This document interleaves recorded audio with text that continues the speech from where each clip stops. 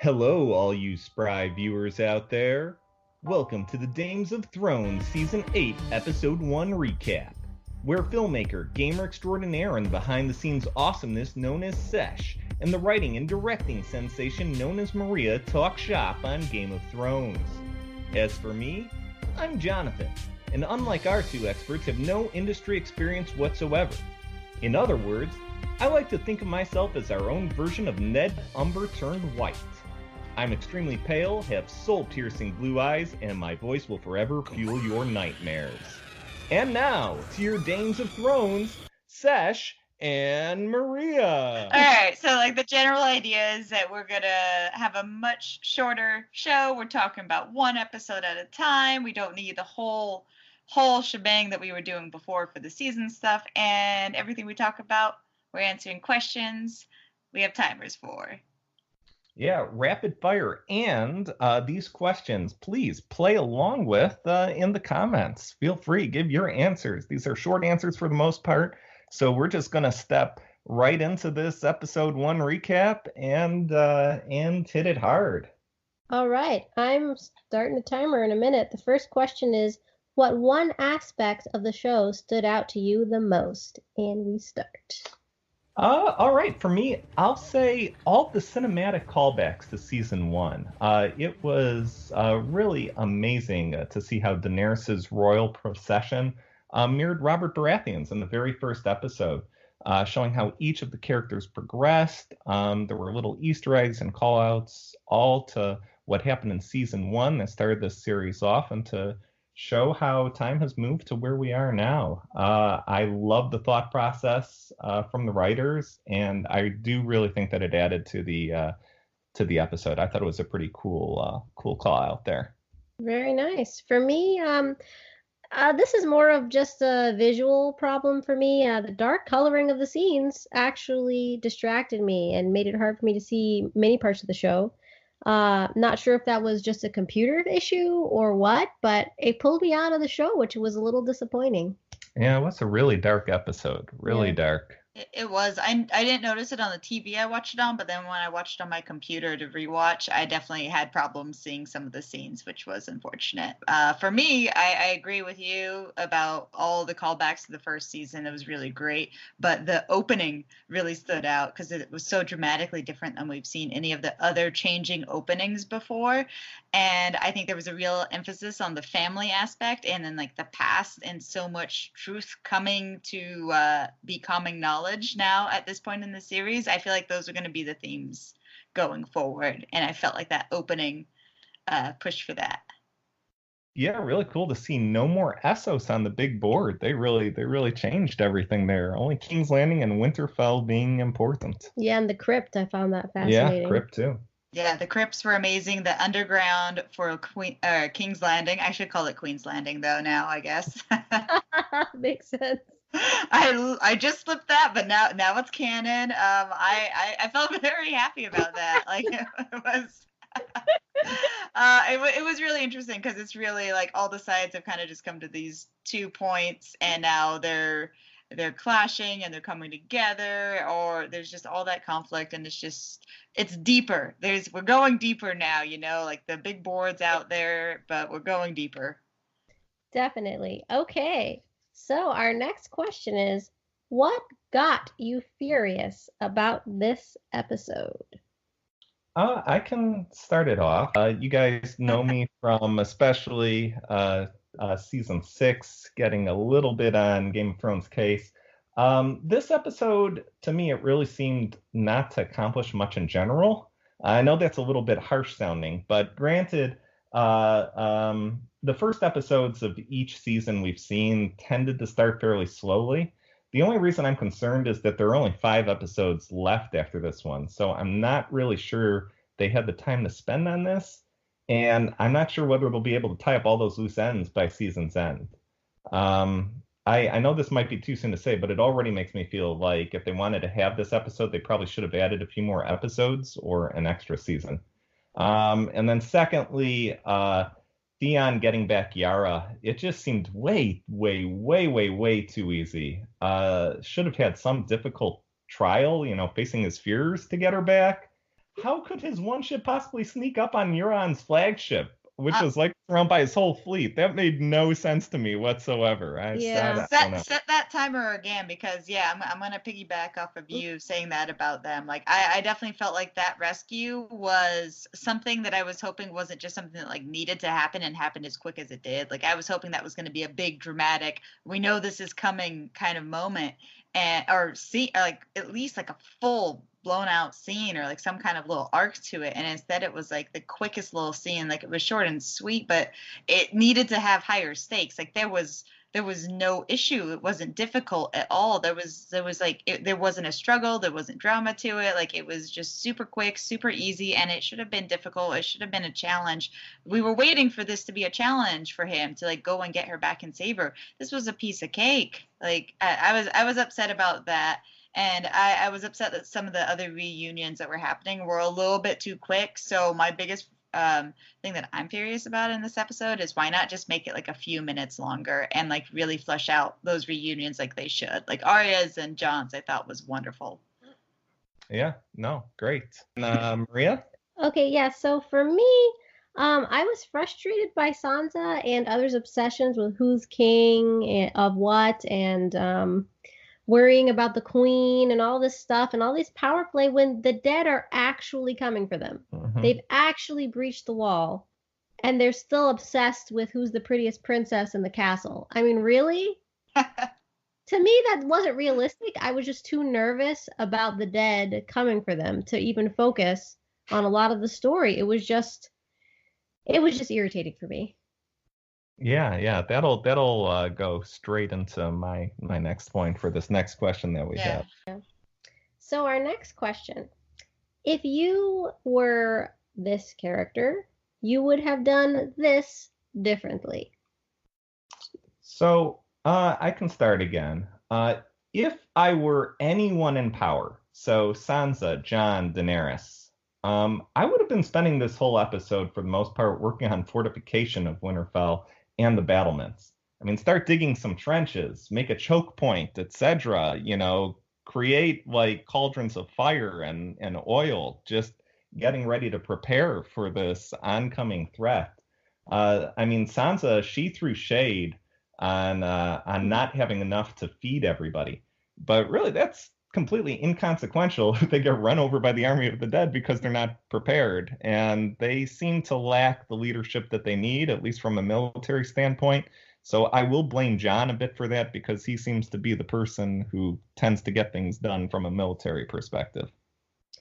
Yeah. For me, if I were Jon, I wouldn't have gotten on the dragon. I mean, really? You don't know if you can ride it. And I find it weird that Dany coaxed him onto it. Like she's so confident he can ride it when she wasn't even sure if she could. And then there's the whole lore about not even all Targaryens can ride the dragon. Yeah. So what is she thinking? Is she really trying to show off that hard? Like, I think she's just nervous. She's gonna lose Jon to because the relatives don't like her. So she's just like, well, I have this cool dragon, so you can ride it. Like I don't know. I think she definitely wanted to impress him.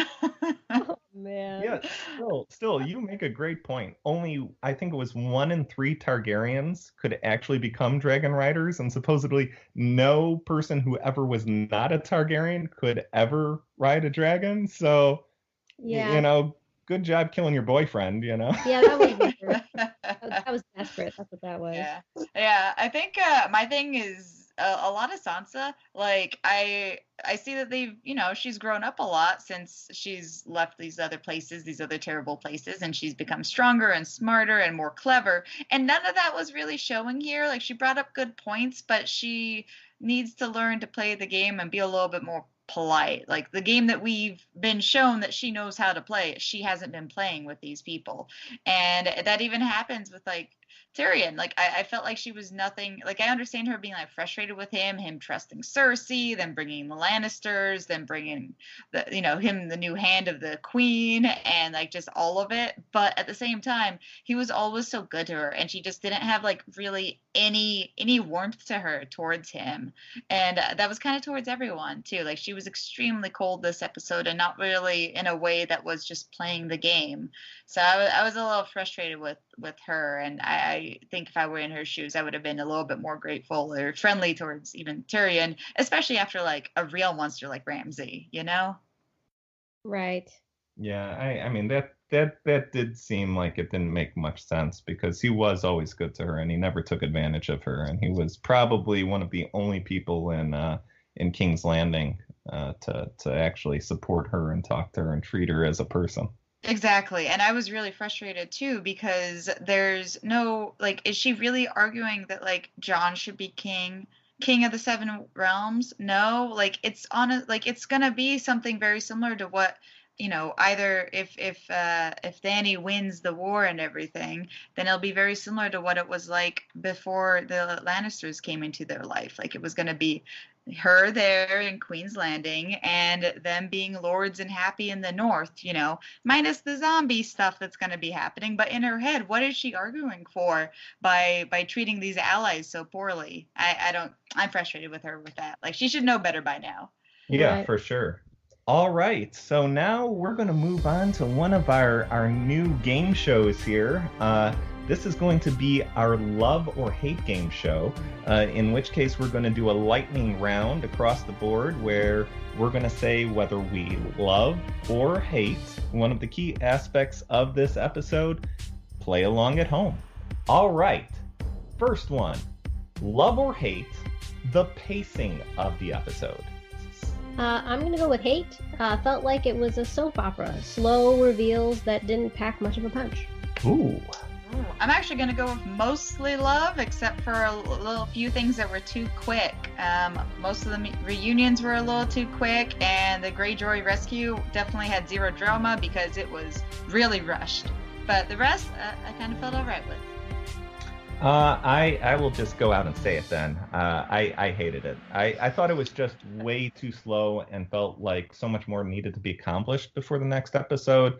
I will add to that though. If this was any other season, I would have said that it was more than fine. In terms of a recap, it just didn't seem right for now. this season. There's only 5 episodes left. All right. Second, Dany and Jon's dragon venture. I'm gonna say hate. It felt awkward and ill-timed as the pressure builds for the fight. I'm actually going to say loved because I felt like it was a very good moment for them to sneak off. She was already with her dragons, and her dragons needed a pick-me-up. She said they're cold. I think they're depressed because they just lost their brother. Aww. Right? Plus, it was romantic with, them too, even though I don't really root for that because it's incestuous and stuff. But still, all the other stuff. All right, for me, I'm going to cheat a little here. I'm going to say apathetic. It was nice to see the visuals. I absolutely loved the high comedy of Dany's overprotective dragons meeting the new boyfriends. But it just seemed like a waste of time, and it's sort of odd how this paralleled Jon and Ygritte's Cave of Wonder scene. That just felt a little bit icky to me. It's like, leave that alone, Right. do something else. I think it was a little sweet because it was his cave. Like it was his little special spot that he was willing to share and open up with somebody else now. And I also, I do like that they got this whole dragon rider thing out of the way because everyone's like, he's going to ride a dragon. And they just got it out of the way because everyone, like, just get it out of the way. People are waiting for it. They're going to talk about it constantly. And then like, okay, good. Thank you. It finally happened. Now move on, people. It is. It's like the shouting of Freebird at the end of every concert, no matter who's performing. All right. Third one. The young Umber White jump scare at the last hearth. I'm gonna say love. That was pretty freaky, and it harkened back to the first episode, and it has me asking questions about the symbol and its meaning. I'm gonna say the same. I think that was like one of the scariest scenes in all of Game of Thrones. Like it's just extremely eerie. Even though the jump didn't make me jump because it was just scary overall. I really like that, and I like that it's finally starting to put the players on the map where they physically are in relation to each other. So I liked it. That's creepy as hell. Yeah, I think this was the softball question of the bunch because I thought it was awesome. I loved it. Really, I think Game of Thrones should have more of these pure horror moments based on what the show is. And really, I thought Tormund or Beric were going to bite it right there. I really did. I thought they weren't being careful enough. I thought that was going to be first death. All right. Number 4. Bran the Creeper Stark's character shift. I love it. It's so creepy and funny, and just everyone, because like everyone has a future or they're gonna die, and he's just staring at you, so you're just worried about what he's thinking and what he knows about you already. Like it adds to the creepiness. I loved it. It was so funny.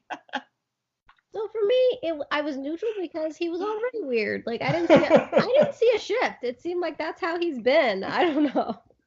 Yep. Oh boy.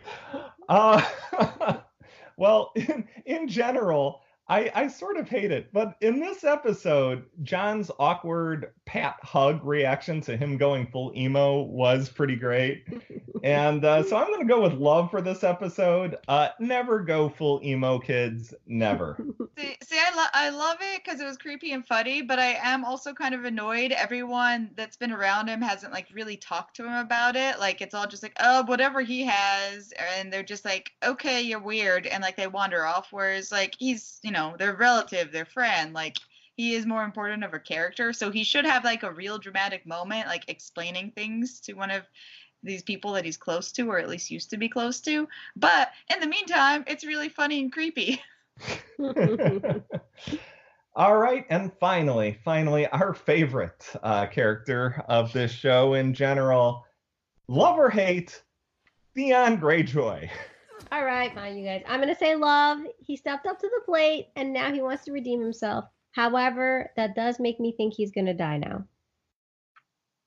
I think I agree because I thought one of the moments that he would die would be sacrificing himself, and I thought this would be the big thing possibly to really make a good power play and get her back and stuff. But yeah, I was so disappointed with like how quick and easy it was. Like it was really rushed. Her response was amazing. It was perfect though.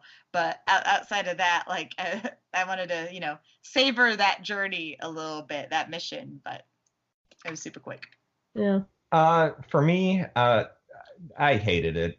There was no redemption, no trials, no facing his inner reek. I mean, really, based off of that, what was the purpose of those 3-ish seasons of torture if it's just going to culminate in such an inconsequential scene like that? Yeah. I guess, that it's probably going to be always going to make some huge sacrifice on the battlefield. But, I mean, he has to earn that sacrifice. Yep. Agreed. All right, so that ends the Love or Hate game show. So now we're going to go into some quick lightning round questions. Maria, kick this off. Okay, who is going to be the first betrayer?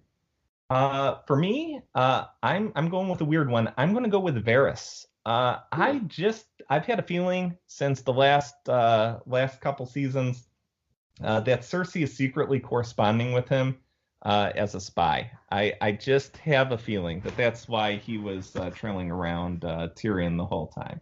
And I think he's going to cause some issues. Interesting. You want to go, Sesh? Sure. So I think the first betrayer will not be Bronn. I think that's not happening. Red herring, we're not getting that. But I think it's actually going to be Jon against somebody that finds out about his lineage. Maybe one of the 2 people that already know about it, because I think it's going to have to happen to avoid some really horrible infighting. And it's going to be sacrificing a friend or a character maybe the audience loves for the greater good. Ooh, that's pretty good. For me, I'm thinking it's Sansa. I think she's just not happy and is ready to listen to somebody else to mess things up. Yeah, I could see that. I could see that. It'd be So, John betraying her. Ooh. maybe. So next question, who is the next main character to die? Ooh, oof. Well, I will stick with my prediction that it's going to be Theon, but I'm starting to get the feeling that Tyrion's time is actually coming to an end. I get the feeling. I get the feeling. Oh, that would be His horrible. character seems out of place in the show at the moment, and it seems like it's been out of place for a while. Hmm. And I know Game of Thrones is like unlike a lot of other shows in terms of the mechanics of it, but usually when they start treating a character like that, it sort of means the end is coming. That's a good one. I'm thinking probably Theon because they set up his martyrdom now. Martyrdom. Biggest fans of Theon, only you. He's a possibility. I don't think it's gonna come in like the next episode necessarily. I think he's gonna like meet up with them after Winterfell and this little arc that's happening. I think it's either gonna be either one of the people that were at the Kirkstart hold, like just any of them. Like they might actually have to in some way encounter the White Walkers on their way to warning Winterfell. And I think that some of them might be lost along the way. Or I think, again, it might be the John having to lock somebody else who really wants him in charge and who might somehow find out about the truth. I think it could even be someone like our little bear queen. It could be someone our audience loves. So I think it's either going to be from that being an issue or the other guys running into the zombies. Don't touch Lyanna, John. I will fight you myself. Talk to John, man. I mean, I don't make these choices. Okay, so next question. Who do you think is going to wind up on the throne after this episode? So, more immediately, I actually think Euron will. I think Cersei has lost pretty much all power at this point. I know she still has the throne, and that's a lot, but her allies are dwindling. In the end, though, I'm still going to go with nobody. I think that the wheel is going to finally break as humanity will be victorious, but just barely. And I think royalty is going to give way to a more democratic type society. Yeah, I still think the Night King's going to win that continent, and we will not have the Iron Throne anymore. And if we do have royalty, I think it will be Jon, not by his own choice. Yeah, I think it's actually the Night King at this point, only because nobody's fighting them right now. Hello. You know. All right, so now we're moving on to fact or fiction game show. I'm going to rattle off a few potential facts, and let's see if you guys think they are fact or fiction. So the first one, the character who plays Ramsay was runner-up to play Jon Snow. I'm gonna say true. Ooh, I'm gonna go with fiction. That would be some change. I don't know who would be runner up for, but I say fiction. That is the truth. Woo! Dang. All right, next, George R.R. Martin has made an appearance on one of the episodes. I'm gonna say not yet, but maybe soon. I'll say fact. I'd guess as an extra. So, he was in an episode, but not one that aired. Oh. He was in the pilot. Okay. What? Yep. All right, next one. Dothraki is a real language. I'll say it's probably as real as Klingon or Tolkien's Elvish. So that's exactly what I said. I'm gonna go with fact. I'm gonna go with fact. Yeah, I'm gonna go. Well, I said like not real in real life, but real like Klingon or Elvish is. That is a fact. So our next, Dothraki is spoken in a small section of Cameroon. Yeah. Again, by the nerds, yes, just like super fans or Trekkies would speak Klingon. out in Cameroon. I'm gonna go with definitely fiction. No way. It's fiction, definitely. What? We were each 100 for 100. Me wrong and you right about this. You cheated. All right, now final one. The actor who plays Tormund Giantsbane saved the fellow cast and crew members' balls on the set. I want to change my answer right now so bad, but no, I'm gonna stick it through and I'm gonna say true, but I don't know how. I personally worry for the soul of whoever made this up if it is in fact. So I don't even know how one would come up with this. Yeah, I'll say has to be fact. It is fact. Basically, the area that they were shooting in was extremely cold, and he was from that area and knew that you have to wear a special kind of underwear to not freeze down there. Well, he made sure everybody had it. He brought the ball mittens. Very exactly. Good. He would. He's a good guy. So that is the end of that fact or fiction. You want to take the next question? Sure. So now we're going to head into the final legs of our show, where we start talking about the teaser for episode 2. So, first question. What is going to happen to Jamie? Oh boy. Okay, so first, I think he's going to reconnect with Brienne. I think she'll even speak up for him in some way. On the court, on something, just, put in a good word for him. I think Bran will forgive him / definitely not care about something as small as and personal as his attempted murder. I think there's going to be an opportunity for Jamie to possibly forgive Tyrion. I'm 50-50 on if he will or if he won't, and there'll be a little animosity still.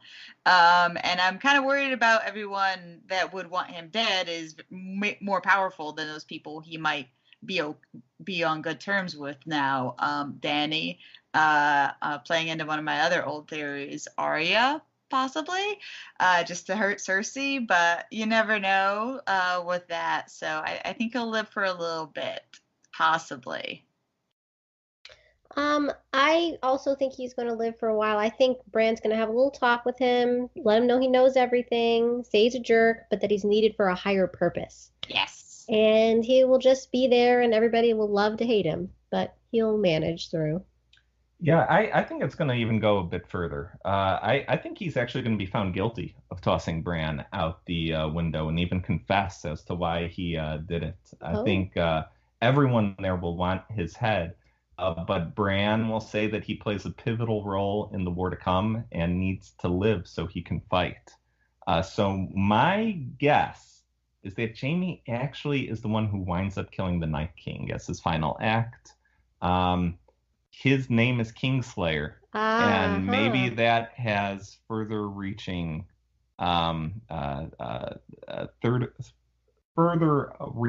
depths than we currently see with him just killing Aegon. I feel on that. Yeah, I really like that. I like that a lot. All right, and then final question for the teaser: how is Jon Snow? Oh, Aegon Targaryen, the 19th, 6th, I know. Sorry, guys. Going to deal with the news that he's the rightful king.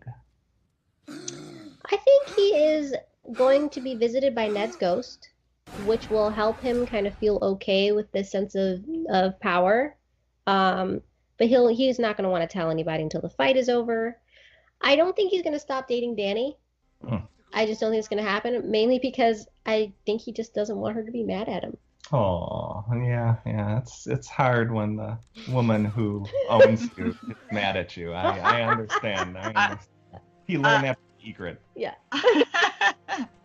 I think I agree with you there that he's not going to just call off their little fling or anything, but I think it's definitely going to put a very like an unsaid wedge between them, even if he ignores all like the incest part of it, which he might not. I really don't know with this show what way it's going to go with that. But even if he ignores it, it's going to put a very big wedge between them. Like, I think Sam planted that actually kind of well, where he's just like, would she give up her crown to save all these people like you did yours?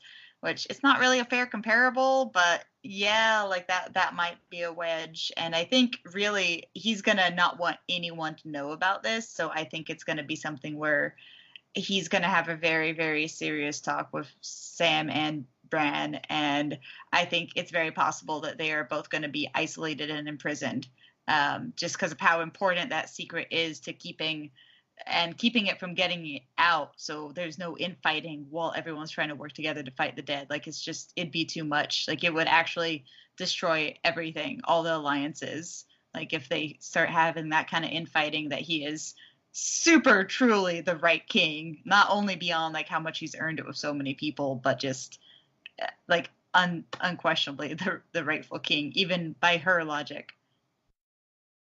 So I think actually he's gonna handle this very poorly, probably like a moron, really.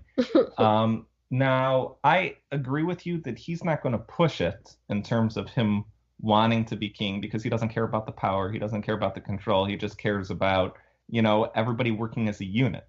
But instead, he's probably just going to bring it up like I found out I'm the true king, but it doesn't matter, and that's not going to work at all. So he should stay quiet, maybe bring it up after the fight, when based off of their preparedness, 3 people survive. Mm-hmm. But instead, I think he's going to ask like anyone and everyone, like if it's true, and like, what does it mean? And like, please tell me I'm Jon Snow. And I don't know. I think it's going to cause dissension in the ranks right before the big fight. But then my guess is, while everybody's at each other's throats and wanting to break up and kill each other, that's when you have the army of the dead approaching, and people are like, man, it's go time. Yeah, I could definitely see him messing it up. And funny enough, like I don't see them, like I see like there being a wedge between him and Dany, but I think he really does support her, and I think she will believe that and hopefully not feel challenged by him. But I honestly think the people are going to be the problem. Like, there's going to be an uproar from it, and he's going to, try to logic with them like he does with his stupid non-logical logic. And it just won't work, like you're saying. Oh yeah. If Dany lets Lyanna Mormont get within like 5 feet of her, Lyanna's gonna like rip her head off immediately and like eat it, and she'll be like, "Jon's king of the North." All right. So there we go. That's the show. Tell us in the comments what you think about our new format. We're trying to be quick and concise, get you the information that you guys want, while also having some fun, going ahead and discussing this. If you want more, if you want longer, let us know. If you're like, man, this is long enough already, share, like, and subscribe.